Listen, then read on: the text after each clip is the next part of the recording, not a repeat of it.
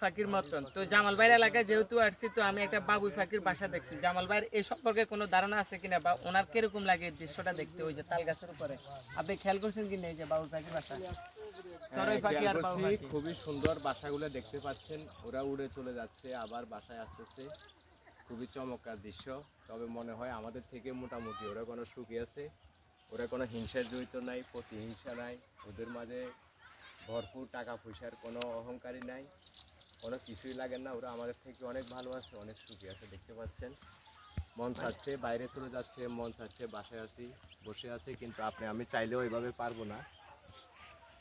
দৃশ্যটা কিন্তু দেখার মতন, এই যে ঘরের ভিতরে ঢুকতেছে, বাসার ভিতরে বাইরে যাচ্ছে। আর আমনে গেলে সমস্যা হয় কিনা, যে বাবি জিজ্ঞেস করে কিনা যে কোথায় যাইতেছো, কখন আসলে, কি আসে, এরকম ঝামেলা পোহাইতে হয় কিনা আপনার, এটা বলেন।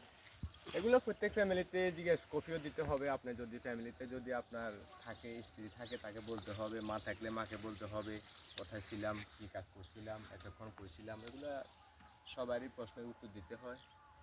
তো আচ্ছা ঠিক আছে, আমরা চাই আল্লাহ তাআলা আমাদেরকে এরকম একটা সুন্দর জীবন যাপন করার তৌফিক দান করুন, আমিন সাথে আপনাদেরকে দেখ। আমিন, ধন্যবাদ।